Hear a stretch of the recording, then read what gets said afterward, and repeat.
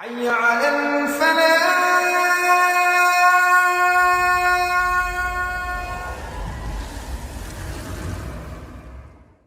الحمد لله رب العالمين نحمده ونصلي على رسوله الكريم أما بعد فأعوذ بالله من الشيطان الرجيم بسم الله الرحمن الرحيم والذين آمنوا أشد حبا لله وقال في مقام آخر إن الله لمع المؤمنين إن الله مع الصابرين إن الله لمع المحسنين واعلموا أن الله مع المتقين إن رحمة الله قريب من المحسنين قال رسول الله صلى الله عليه وسلم يقول قال الله وجبت محبة المتحابين فيا والمتجالسين فيا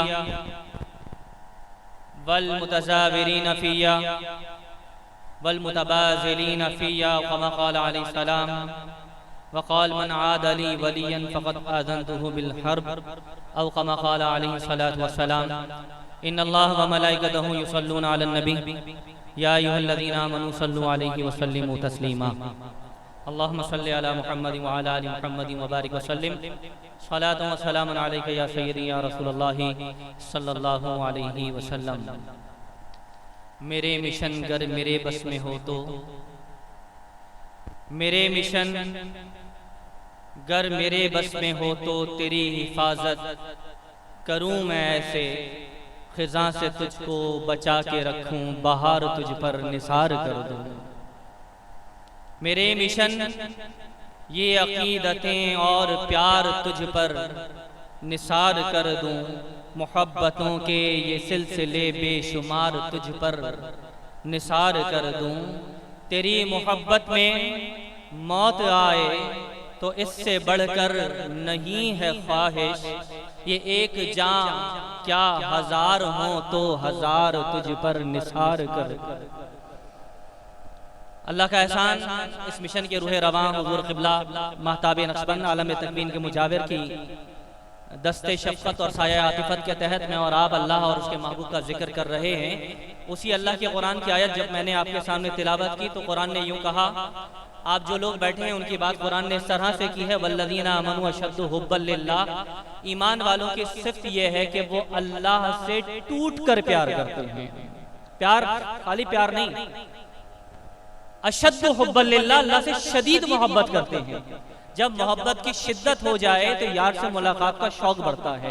किसी से भी प्यार हो जाए, इश्क हो जाए, मोहब्बत हो जाए यार से, फिर दीदार का और मुलाकात का शौक दिल में अंगड़ाइयां लेने लगता है कि यार मिलता कहाँ है। अल्लाहु नूरुस समावाति वल अर्द, ये कायनात का नूर, ये सारा का सारा नूर अल्लाहु नूरुस समावाति वल अर्द, जिससे प्यार किया जा रहा है वो मिलता कहाँ पर है। तो यही वो कुरान, यही रहमान पैगाम देता है कि है ये सारी कायनात का नूर, लेकिन अगर तुम मिलना चाहते हो तो इन्नल्लाह लमअल मुमिनीन, इन मोमिनों के करीब अल्लाह हुआ करता है। इन्नल्लाह मअस साबिरीन, साबिरीन की कुर्बत में मिला करता है।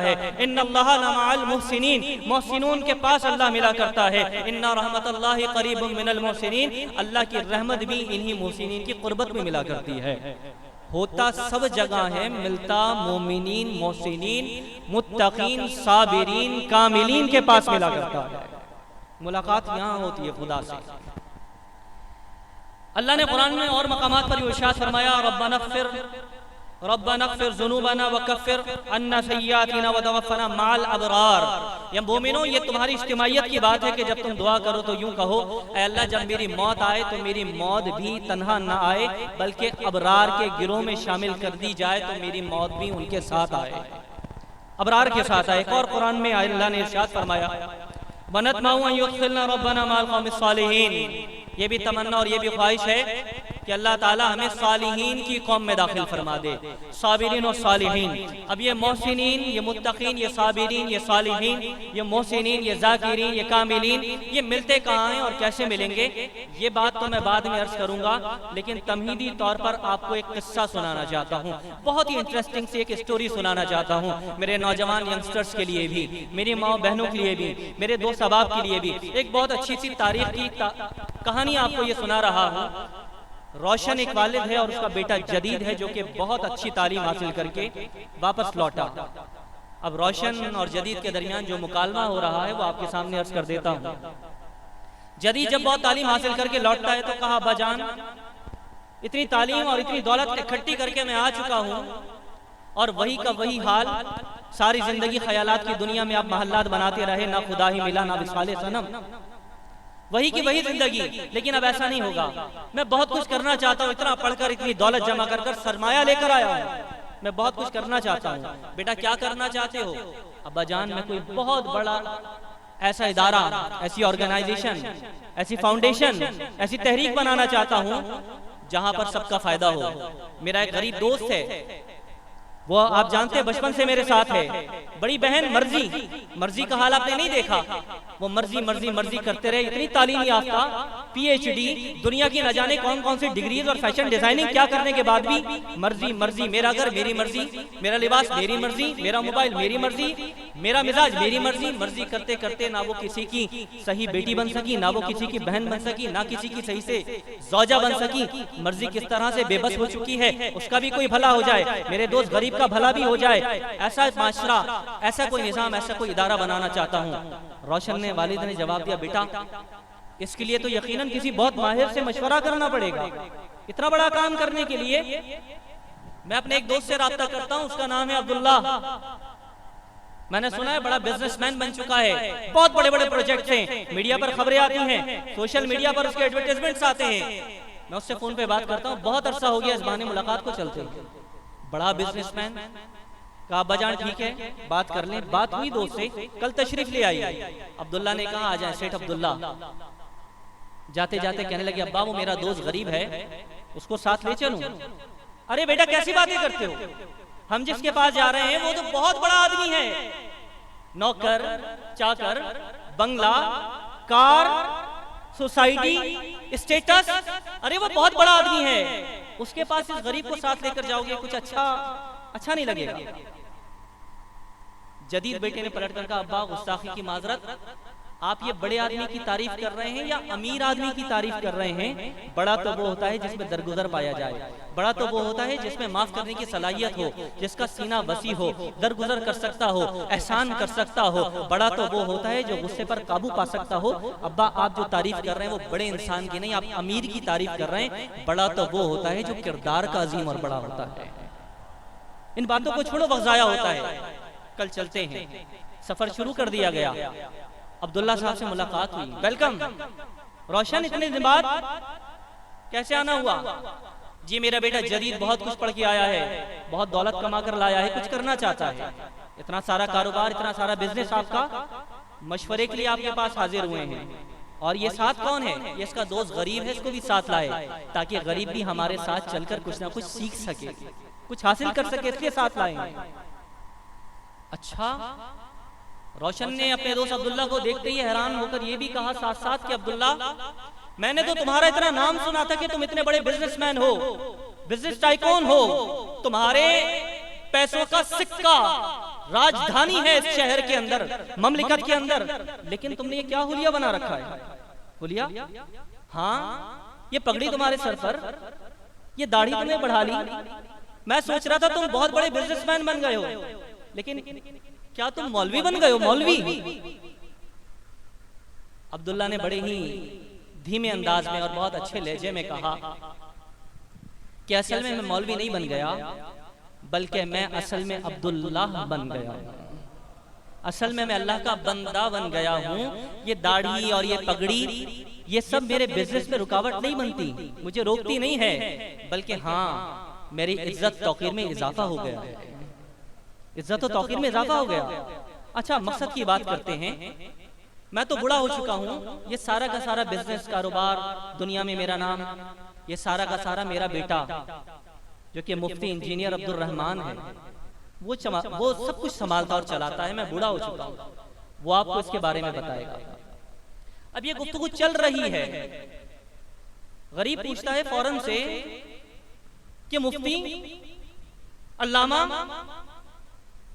इंजीनियर, वो मुफ्ती होकर, आलिम होकर ये इंजीनियर डॉक्टर कैसे हो?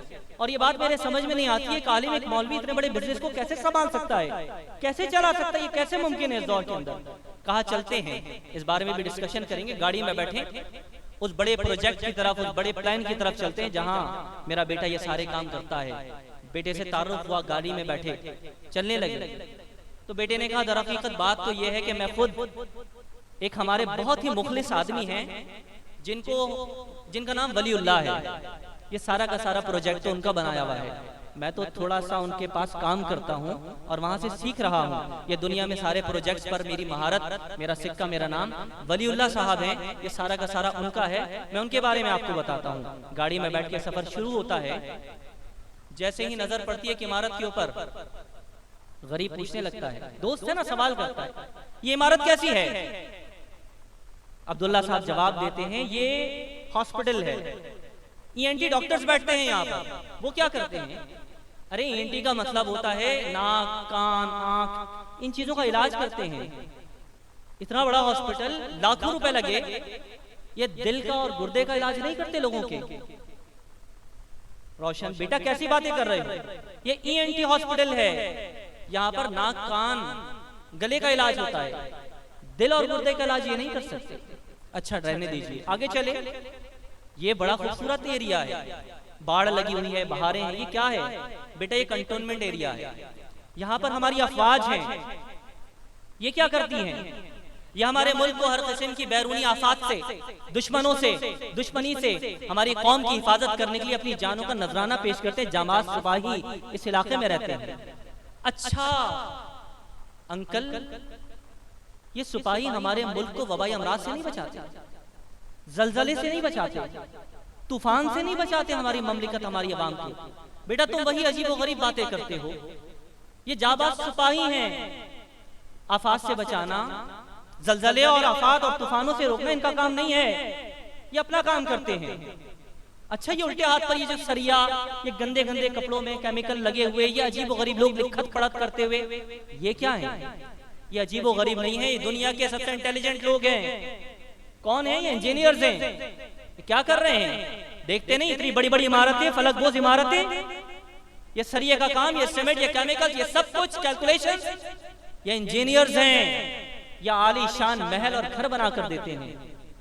रोशन अंकल, क्या ये घरों में रहने वाले अच्छे इंसान भी बनाकर देते हैं? अच्छी औलादे भी देते हैं, अच्छे भाई बहन भी फराहम करते हैं। तुम अजीब बातें करते हो, इनका काम ये नहीं है। ये सारे अपना अपना काम करते, अपनी अपनी फील्ड के माहिर हैं। जदीद काफी देर से सुनने के बाद बोल पड़ा, अबूजान मुझे ये बात समझ में आ गई कि जिस तरह से दुनिया के काम करने के लिए, दुनिया का निजाम चलाने के लिए डॉक्टर्स का अपना एक शोबा होता है, वो अपने शोबे में माहिर होते हैं, लाखों और अरबों रुपए उन पे खर्च किए जाते हैं। फौज का अपना एक वकार होता है, मुल्क की बका के लिए, सरहदों की हिफाजत के लिए उनकी भी जरूरत होती है। इंजीनियर्स भी हमारी जिंदगी के लिए लाजमी हिस्सा हैं। अगर ये डिपार्टमेंट्स ना हो, जिंदगी मुश्किल हो जाएगी। और इसी तरह से अगर इंजीनियर्स इलाज करने लग जाएं और डॉक्टर्स बिल्डिंगें बनाने लग जाएं तो सब मर जाएंगे। ऐसा ही होगा।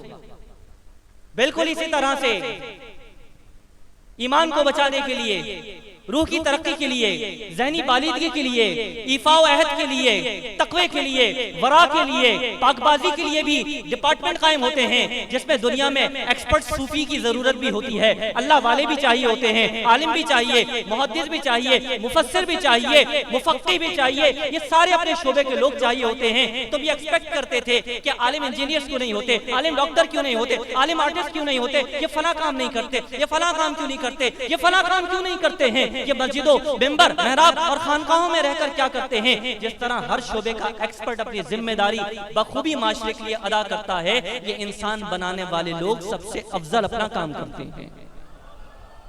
माशरे को इंसानियत का और अच्छा माशरा बनाने के लिए इनका अपना काम और अपना किरदार है, जो बखूबी ये अंजाम दे रहे हैं और इनकी भी जरूरत है। अगर इन तमाम चीजों को हम कम्युनिस्ट के हवाले कर दें, सोशलिस्ट के हवाले कर दें, मॉडर्निस्ट के हवाले कर दें, तो ना हमारा ईमान बचेगा, ना हमारा वतन बचेगा और हमारे पास कुछ भी नहीं बचेगा। जिस तरह इंजीनियर्स अगर इलाज करे तो सब मर जाएंगे, अगर ये दीन की बागदौड़ इनके हाथ में दे दी तो सब तबाह हो जाएगा। गुफ्तगू चलती थी और गाड़ी की रफ्तार भी बढ़ती चली गई। इतनी देर में उन्होंने कहा कि चलें जी, अब मैं आपको उस प्रोजेक्ट के बारे में प्रेजेंटेशन देता हूं जिस पे मैं काम कर रहा हूं। तो फौरन जदीद ने कहा मुझे तो ऐसा प्रोजेक्ट बताएं, ऐसा बिजनेस, बिजनेस पे तो हम सारे सुनना चाहते हैं ना, बिजनेस का ऐसा प्रोजेक्ट हो कोई नुकसान ना हो कभी, ऐसा प्रोजेक्ट बताइएगा जहां इन्वेस्टमेंट करने के बाद प्रॉफिट बहुत ज्यादा मिलता हो, साल महीने में खत्म ना हो जाए, मेरी नस्लों को काम है, लॉन्ग टर्म होना चाहिए, शॉर्ट टर्म बिजनेस नहीं, लॉन्ग टर्म बिजनेस चाहिए, ऐसा कोई प्रोजेक्ट बताएं। अब्दुल रहमान साहब फरमाने लगे और मुफ्ती साहब फरमाने लगे जो इस सारी चीजों को देख रहे थे, फरमाने लगे मैं तुम्हें ऐसे प्रोजेक्ट के बारे में बताता हूं जहां पर कभी भी नुकसान नहीं होता, वहां पर इन्वेस्टमेंट करने की गारंटी मैं देता हूं। अगर तुम इखलासे नियत से वहां इन्वेस्ट करोगे तो 10% मुनाफा तो क्या 20% में मिलेगा, 20 तो क्या 30%, क्या वाकई मिल सकता है? हाँ हाँ 70% भी मिल सकता है, और अगर इखलासे नियत से वहां इन्वेस्टमेंट करोगे तो 70% से ज्यादा मुनाफा भी मिल सकता है। बताइए ऐसा प्रोजेक्ट कहाँ है? वो फरमाने लगे चलो मैं तुम्हें उन तमाम प्रोजेक्ट्स के बारे में अब इत्तिला देता हूं जहां इन्वेस्टमेंट करने के लिए हर इंसान तैयार होता है। मिसाल के तौर के ऊपर एक इदारा है, अब प्रेजेंटेशन शुरू हो चुकी है, जिसको हम कहते हैं ट्रस्ट। एक ट्रस्ट बना दिया गया है। ये ट्रस्ट क्या करता है? इस ट्रस्ट के बहुत सारे काम होते हैं, जिसमें मिसाल के तौर के ऊपर माशरे के गरीब दोस्त, मुफलिस लोग, बेसहारा माएं और बहनें, उनके लिए नौकरियां, रोजगार के मौके, उनकी आला सलाहियत और तालीमी काबिलियत को देखते हुए इज्जत नफ्स के खातिर उनको नौकरी फराहम करना, हलाल रोजगार मुहैया करना, ये ट्रस्ट एक काम करता है। इस ट्रस्ट के और काम भी हैं, गरीबों के अंदर राशन पहुंचाना, रमजानों में उनको ईद की खुशियों में शारिक करने के लिए उन तक कपड़े अजनास को पहुंचा देना, अच्छा आफात के मौके के ऊपर उन तक ग़िज़ा पहुंचाना, उनकी जान की माल की हिफाजत करना, जिंदगियों को बचाना, बेरोजगारों के लिए सिलाई मशीन, रक्षा, बिजनेस स्कीम्स देना, रमजानों के अंदर ज़कात फित्रा जमा करके अपने ही लोगों में बांट लेना, ये ट्रस्ट का ये शोबा भी काम करता है। अपने लोगों में नहीं, ये इतना वसी हो चुका है कि ऑनलाइन इसकी बुकिंग भी होती है, बैरून मुल्क से लोग फंड्स देते हैं, अपने लोग भी मसरूफियत की वजह से ऑनलाइन बुकिंग करते हैं, फंड्स देते हैं, सदका खैरात देते हैं, और पर्दों में छुपाकर गरीबों मुफलिसों के घर तक उस राशन और जरूरत की अशिया को पहुंचाना इस ट्रस्ट का काम होता है। ये एक शोबा है जिसका बारे में बताया जा रहा है। साहिबान नाम का भी एक इदारा कायम कर दिया गया। इंजीनियर साहब ये साहिबान क्या चीज है? साहिबान सेक्टर 7 सुरजानी के अंदर एक ऐसा इंस्टीट्यूट कायम किया गया कि जहां पर वो यतीम बच्चे जिनके सर पर कोई हाथ रखने वाला नहीं, ये ट्रस्ट का शोबा उन यतीम बच्चों को अपना बच्चा समझकर वहां रखता भी है, खिलाता भी है, पिलाता भी है, तालीम भी देता है। ये सामने सुरजानी में बनाया है। हाँ, माओ बहनों के लिए मुस्तकबिल के भी कुछ मंसूबे हैं इस ट्रस्ट के।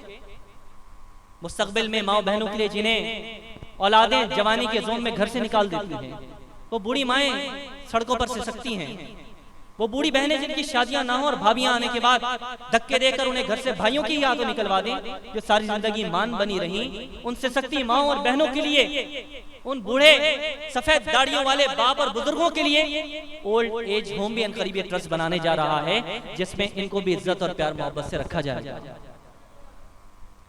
ये कैसे लोग हैं? इस ट्रस्ट के जो लोग हैं, फाउंडेशन के जो लोग हैं, आपस में मोहब्बत करते हैं, गमी में खुशी में साथ देते हैं। इंतकाल हो जाए तो सारे ट्रस्ट के लोग मिलकर कफन, दफन, कब्र का इंतजाम करते हैं, ताकि घर वालों को इस गम में इन चीजों की फिक्र ना हो, बल्कि इस ट्रस्ट के फाउंडेशन के लोग मिलकर अपने भाई की मदद करते हैं। खुशी में भी सारे बराबर से खड़े होते हैं। अच्छा, तो इंजीनियर साहब, मुफ्ती साहब, ये तो बात हो गई तमाम सहूलियात की जो कि ट्रस्ट दे रहा है। क्या तालीम का भी कोई प्रोजेक्ट है इनके पास? ये वलीउल्लाह ने जो प्रोजेक्ट चलाया है जिसमें आप काम करते हैं, क्या तालीम का कोई प्रोजेक्ट है?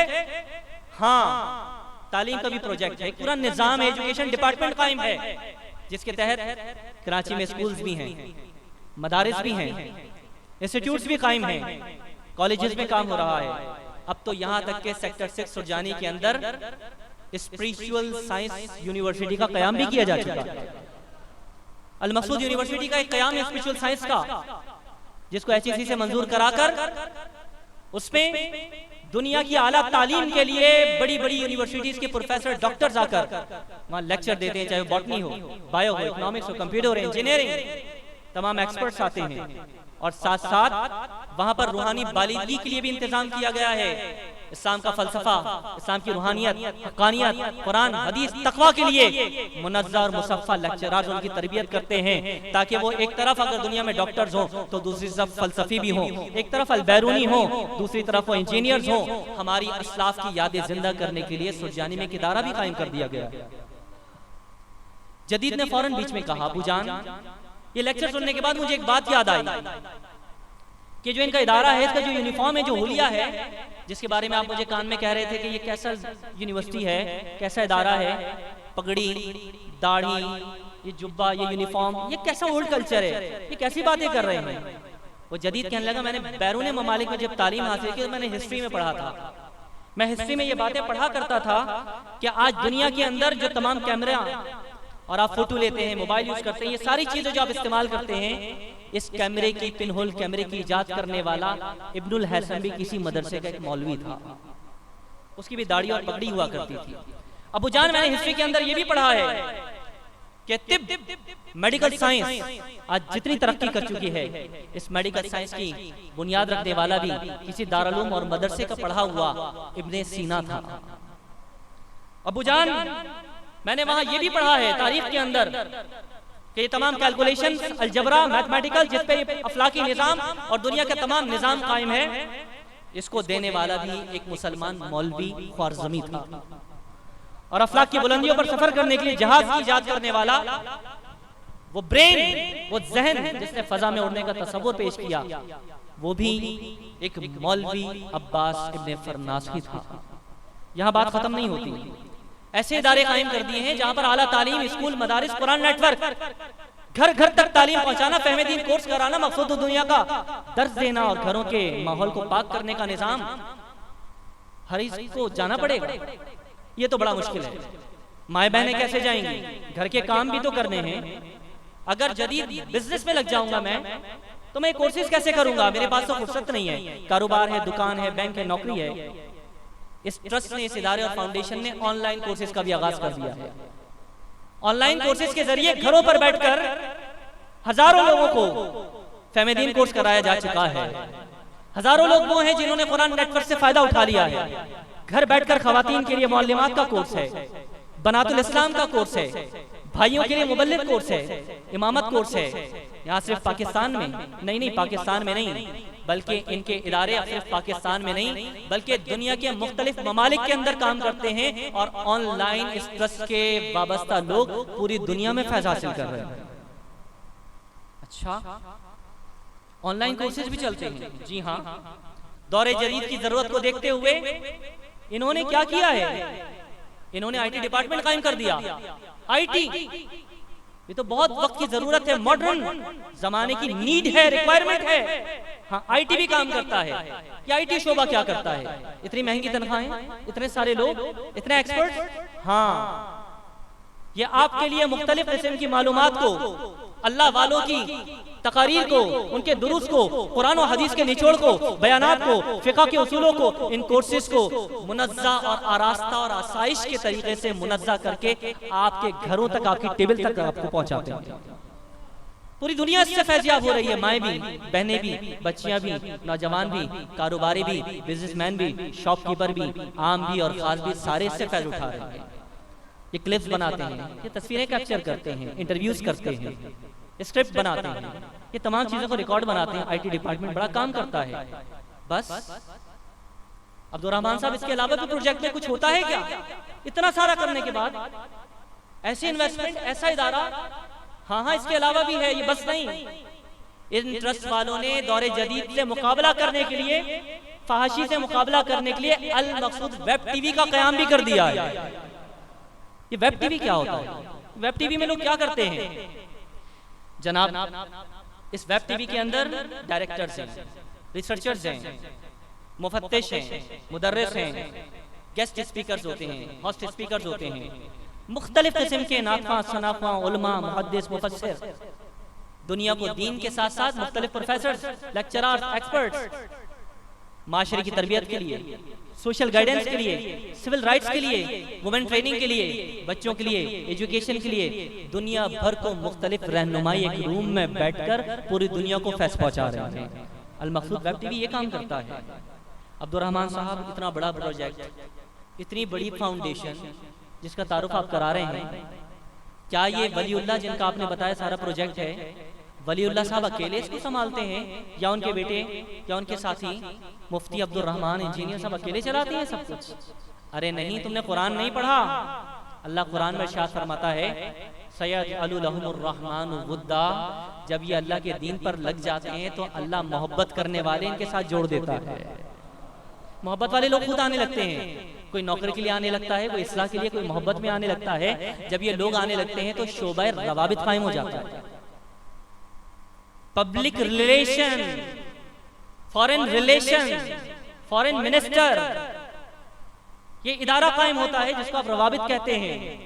सिर्फ रवाबित कायम नहीं होता, इसके साथ साथ बैकबोन नेशन की तुलबा का इदारा भी कायम होता है यूथ के लिए। बस नहीं, इसके ही मद्दे मुकाबिल दायां बाजू स्काउट का इदारा भी कायम कर दिया गया। ये रवाबित क्या करता है? ये शहरी सतह पर, इलाकाई सतह पर, मुल्की सतह पर, गांव, गोट, मोहल्ला, फिर कंट्री, फिर मुल्क और मिल्लत से बढ़ते बढ़ते हर जगह पर तालीम, तरबियत, इलाज, मुआलजा, मदद, हमदर्दी, गमगुसारी, कोर्सेस, ट्रेनिंग, सदका, अतियात रवाबित करके इन तमाम चीजों को डेवलप करके रिकॉर्ड बनाकर उसको मेंटेन करके इन तमाम चीजों को दवाम बख्शने का काम ये रवाबित करता है। यूथ डिपार्टमेंट, एजुकेशन डिपार्टमेंट, ये नौजवान बच्चे, नौजवानों को संवारने की जिम्मेदारी अपने कंधों पर लेकर कॉलेज, इंस्टीट्यूट, गली गली, मोहल्ला, स्कूल, उसमें जाते हैं, ज़हनी बालिदगी का काम करते हैं, फॉर्म्स फिल कराते हैं, उनको एजुकेशनल ट्रेनिंग देते हैं और फिर उनकी रूहानी तरबियत और तरक्की के लिए उसको इस ट्रस्ट का, फाउंडेशन का हिस्सा भी बनाते हैं। स्काउट्स का तज़किरा आपने किया अंकल, स्काउट्स क्या करती है? ये स्काउट्स कैसी है? इसका नाम एम्स स्काउट रखा गया। ये वो स्काउट्स है जो सिर्फ कराची की सरजमीन नहीं बल्कि पाकिस्तान की बेस्ट स्काउट में शुमार की जाती है। ये अपने लिए भी रहमत के फरिश्ते, अपने घर वालों के लिए भी रहमत के फरिश्ते, अपने मोहल्ले वालों के लिए भी रहमत के फरिश्ते। जलजले में ये आपको नजर आएंगे, तूफान में ये आपको नजर आएंगे, आफात में ये आपको मिल जाएंगे, भूख और अफलास में खाना देते मिलेंगे, उलमा और मशाइख और मुल्क की हिफाजत के लिए अपनी जान सीने पर लेकर आपके सामने खड़े मिलेंगे। ये स्काउट वो जाबाज हैं जो आपको हर जगह अफवाज के साथ खड़े मिलेंगे। ये भी कायम कर दिया गया पाकिस्तान में। अगर इतना बड़ा प्रोजेक्ट है, इतना सब कुछ है और मैं शामिल होना चाहूं, जदीद सवाल कर रहा है अब इंजीनियर साहब से कि अगर मैं मुफ्ती साहब मैं शामिल होना चाहूं इस प्रोजेक्ट के अंदर या मेरे रिलेटिव शामिल होना चाहें, इतना बड़ा प्रोजेक्ट, इतना बड़ा इदारा, इसके लिए इन्वेस्टमेंट क्या है, कैसे करना पड़ेगा? पाकिस्तान आना पड़ेगा, कराची आना पड़ेगा? नहीं, इनके तमाम नुमाइंदे इतनी ही मेहनत करने वाले, मोहब्बत करने वाले, मुखलिस, जिनके लिए कुरान ने कहा सयजअलु लहुमुर रहमानु वुद्दा, जिनको रहमान ने जमा कर रखा है, वो इनके साथ खड़े हैं। वो कहाँ कहाँ मिल जाएंगे?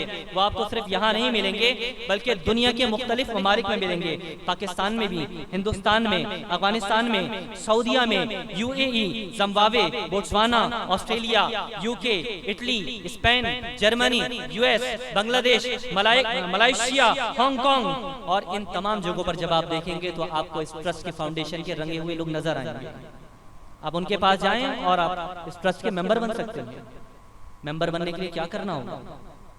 बड़ी इन्वेस्टमेंट होगी, बहुत तालीम चाहिए होगी, बड़ा ओहदा होगा, ताल्लुकात होंगे, सब चाहिए होंगे। नहीं, इस अजीम ट्रस्ट और फाउंडेशन का मेंबर बनने के लिए सब कुछ नहीं करना। इनका तरीका जुदा गाना है। एक वर्बल एग्रीमेंट होता है, जबानी एग्रीमेंट होता है। वह एग्रीमेंट ये है, वलीउल्लाह साहब जो हैं, वो वलीउल्लाह साहब जब कोई प्रोजेक्ट में शामिल होना चाहता है तो उसको कुछ जबानी प्रॉमिस लेते हैं, उससे प्रॉमिस लेते हैं, वादा लेते हैं। अरबी में इसको बैत कहा जाता है। जब वो बैत ले लेते हैं तो आप इस मिशन का, इस फाउंडेशन का हिस्सा बन जाते हैं। वो प्रॉमिस ले लेते हैं आपसे। वो प्रॉमिस लेने के बाद आप इसका खानदान का हिस्सा हो जाते हैं। बस जबानी प्रॉमिस पर इतना सब कुछ नहीं, उस पर स्टैम्प भी लगती है, उस पर ऑथेंटिकेशन की स्टैम्प भी होनी चाहिए कि आप इस ट्रस्ट का हिस्सा है नहीं है। वो कैसे मिलेगी? ये वलीउल्लाह साहब जो हैं वो स्टैम्प लकड़ी की स्टैम्प से नहीं, अपनी शहादत की उंगली से दिलों पर स्टैम्प लगा देते हैं। तो फिर पक्का हो जाता है कि आप इसका हिस्सा बन चुके हैं।